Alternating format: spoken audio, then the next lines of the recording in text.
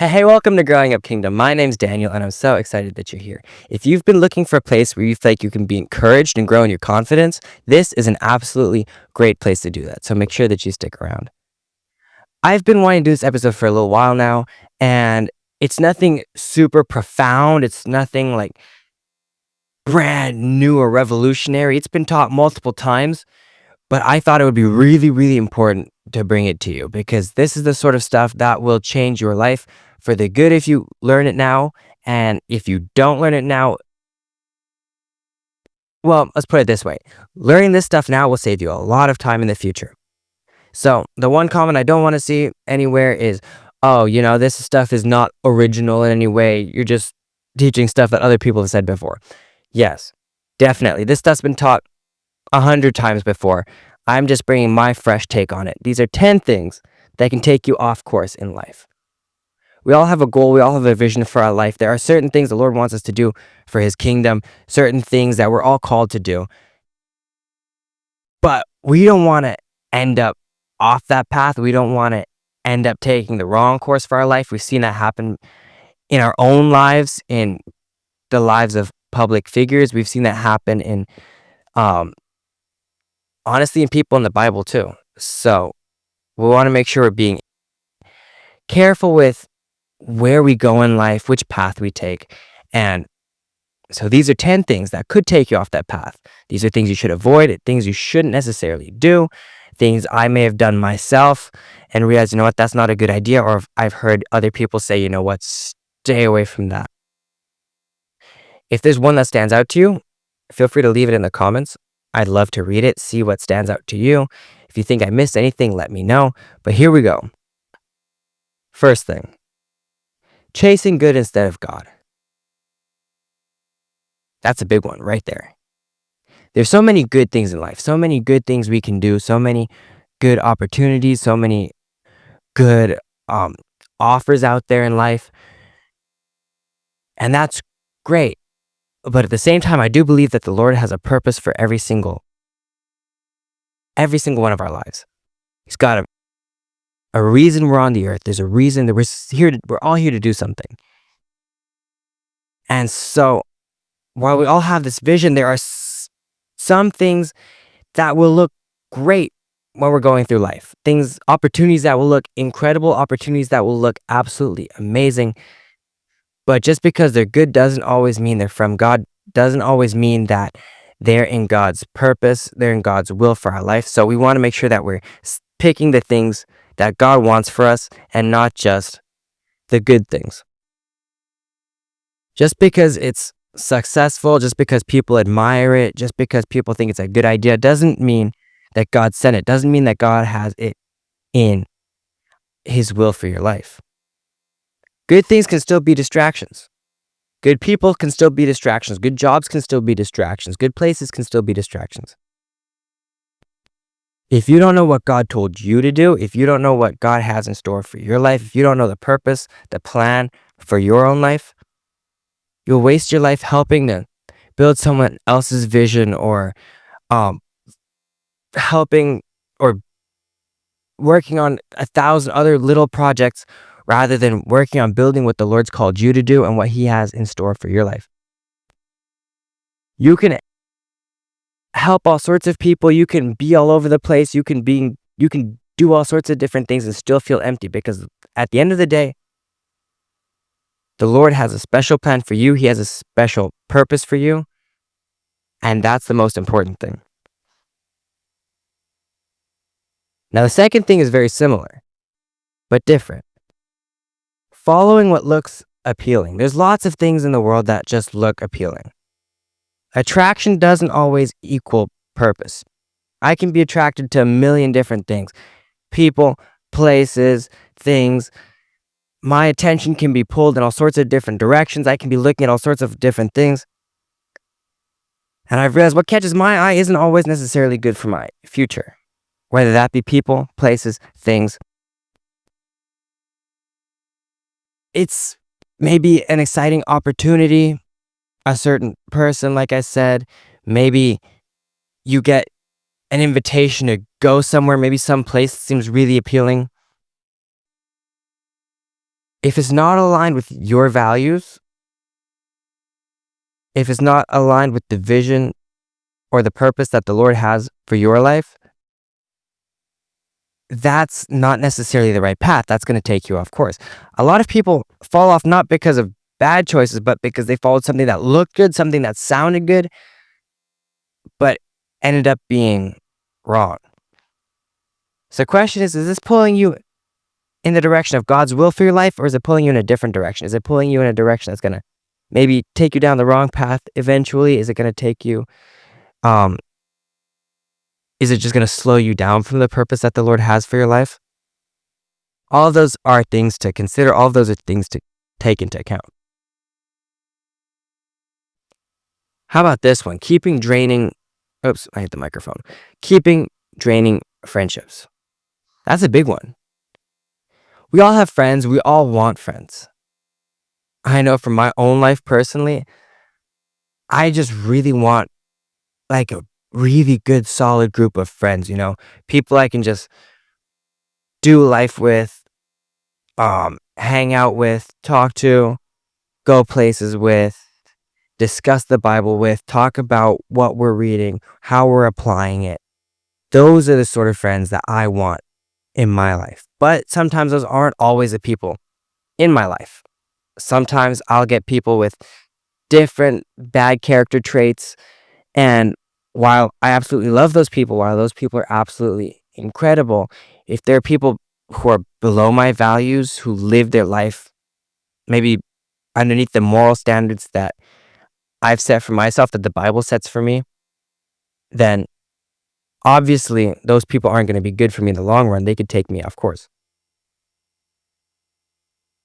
There's some people, they just drain your time. They distract your focus. They disrupt your peace. Every time you see their name on your phone, you get like this funny feeling in your stomach because it's like, oh, what now?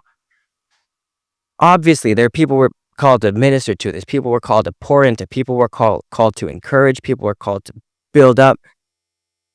But those shouldn't necessarily be your friends. You should be able to have strong friends, confident friends, Bible-believing, godly friends that you can rely on. Not saying you can't hang out with the people who need help, with the people who need encouragement, with the people who might need to be redirected or guided in a certain direction. By all means, hang out with those people. But when we're talking about friends, make sure you're intentional with the friends that you have, the friendships that you're keeping. There's some friends who just won't let you grow. There's some friends who are so caught up with the person that you were in the past. There are people, they'll get to know Jesus. Their whole life will be turned around. They still have the same old group of friends who keep holding them back. We're still so attached to the old version that this person was that they won't let them grow into the new person that Christ wants them to be because they keep pulling them back in the past. Remember this? Remember how you used to do this? And that's unhealthy.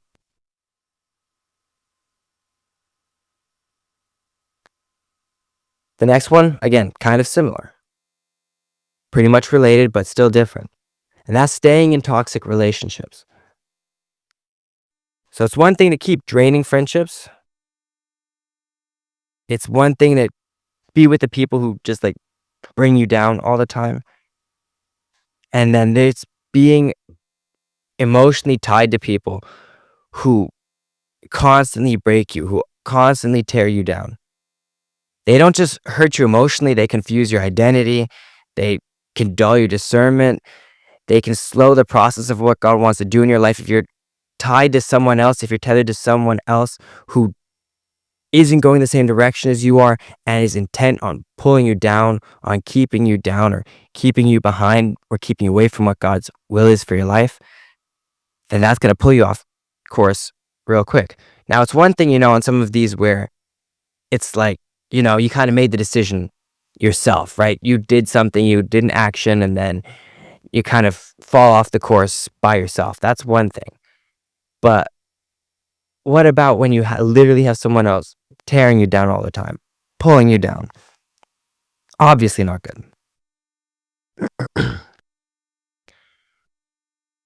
How about this? Ignoring conviction. This is a good one. I think we've all been here before. Rebellion doesn't always look like wild living. It doesn't always look like going out every through the weekend. It doesn't look like hanging out with the rowdiest group of friends all the time. It doesn't mean going to the craziest places. It often just shows up in small, little, tiny acts of disobedience.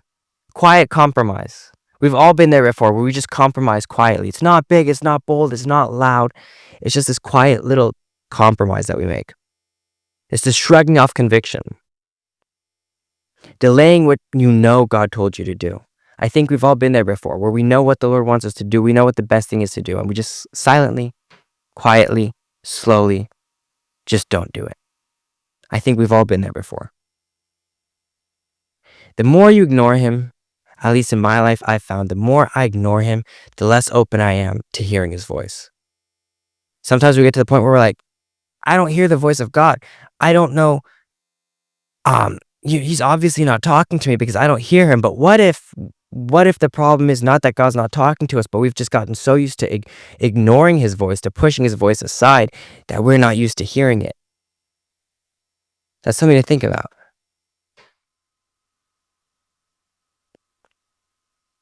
Rebellion weakens your sensitivity to what the Lord's saying. It weakens your desire to go out and do something. If I decide not to do something over and over and over and over again, at some point I become less prone to do it. At least I found that in my own life. If a friend says, hey, Daniel, let's go hang out, and I say, sounds good, but I can't this week. They ask again, oh yeah, man, I'm sorry. I'm really busy this month. At some point, I think you'll realize also in your life, it's not just mine. That's kind of when things start to fall off. When people say, oh yeah, let's go do something. You say no once, you say no twice, you say no a third time, and then kind of like it just fizzles out. I would say it's the same with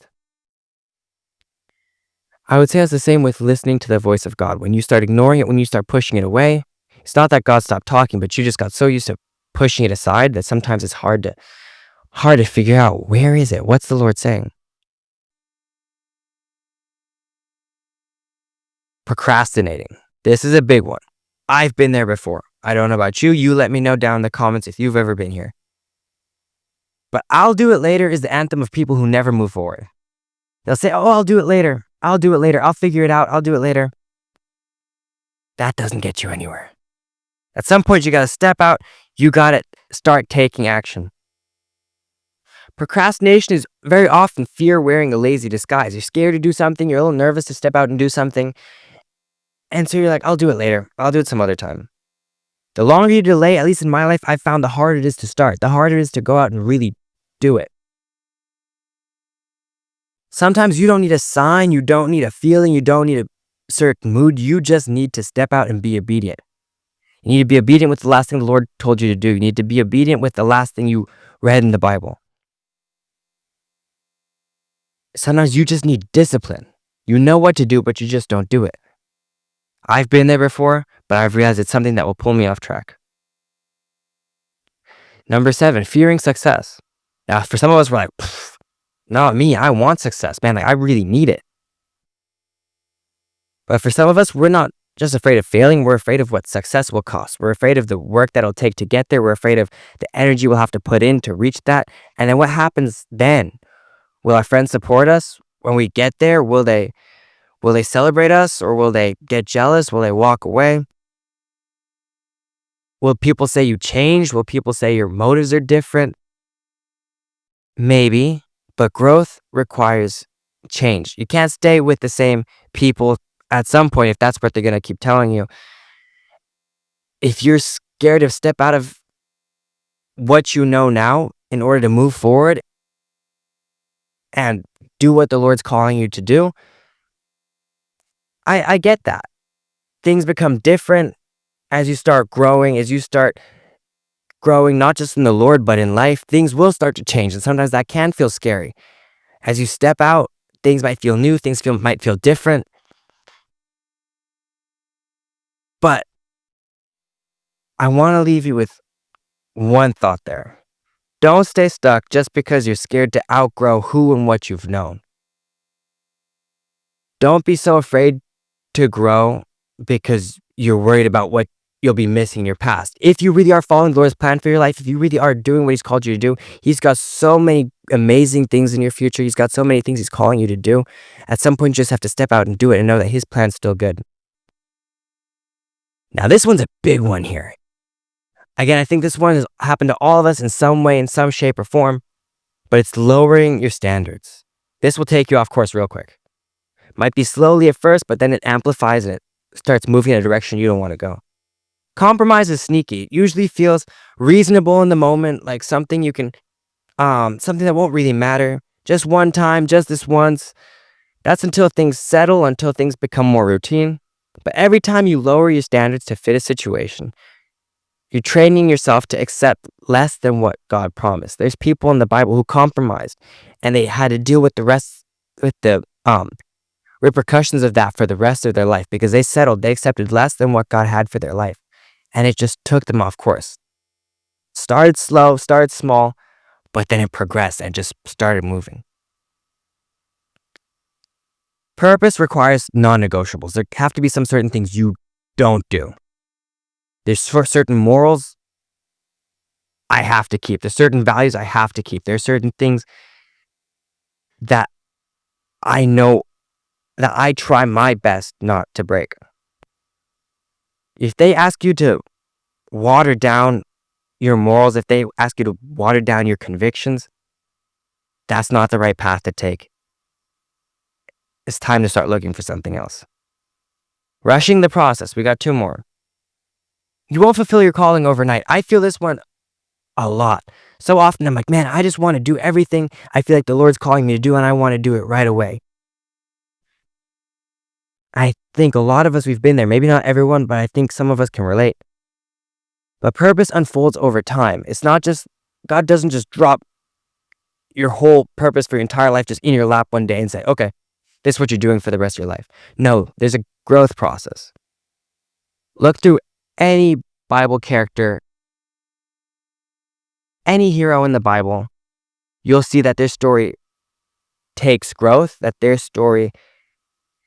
grow into their purpose. Let's put it that way. They grow into your purpose. And that's the same for you. So often I look at things I want to do and I'm like, man, Lord, just give it to me now. I can handle it. I could. And honestly, when I think about it, I don't really know if I could, right? If the Lord really does have incredible plans for me, if He has all these things planned out, I don't know what it's going to look like all the way. But I'm going to be glad that He hasn't given it all to me yet, that He's letting me grow into it so I don't fumble it when I reach the bigger things. I already said it, but there's a lot of characters in the Bible. If you look at different characters, they had they had a great sense of purpose, great vision, and then they compromised by rushing the process. They did things out of God's timing, and it just backfired. They thought they were taking a shortcut on the path, but it just ended up taking them down a completely different path. Very last one here. And this is just about the time I feel like, if you haven't yet, you start feeling this in this video. And that is losing focus. Now, by now, I know just statistically, most of you guys have clicked off, most of you guys are gone. But hey, thank you so much for making it to the end of this video. This is the last one. You don't need more ideas, you just need more focus. I know you've heard it said before. We live in a generation that just wants ideas. You can go to ChatGPT, ask it for 50 different ideas. It'll just spit out 50 different ideas. And you can do that back to back to back to back. It'll just spit out ideas after ideas after ideas. You scroll on TikTok, Instagram, YouTube, it's filled with ideas. But we don't need more ideas. We need more focus. We need one idea, one vision, one goal, and we just need to step out and do it. Scrolling all day, saying yes to every invitation, entertaining every distraction, that's going to take us down the wrong path. It's not harmless. It's keeping you from your purpose. You only have so much energy. You only have so much time in a day. You can only be one place at a time. So this isn't about being perfect. It's about being intentional. It's about being intentional with your time. It's about being intentional with your ideas. It's about being intentional with the places you go. Focus is one of the most valuable things ever. You look at people in the Bible. We see that they compromised. We see that they did the wrong things. We see that they made mistakes. But I would argue that almost every single time, if not all, their biggest problem was a lack of focus. They lost their focus. They got distracted. So, yeah. I mean, I think those are all really, really clear 10 things that would take you off your path for life.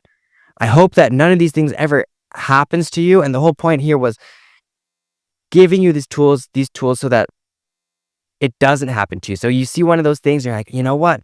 Maybe I've been compromising on my values, or maybe I've been losing focus, or maybe I've been lowering my standards. So you can notice it and go a different route. If this episode has helped you, make sure that you go ahead, like, subscribe, follow, do whatever you can on the platform you're listening, and leave comments. I'd love to hear what your thoughts are. If you're on a platform that allows comments, make sure you go ahead and leave them. I will see you in the next episode. Until then, I don't know what to say. I need a good ending. If you got any ideas for a good ending, go ahead and also leave them in the comments. But you know what? Let's just go ahead and hit that standard, if you're watching a video, that standard old yellow end screen.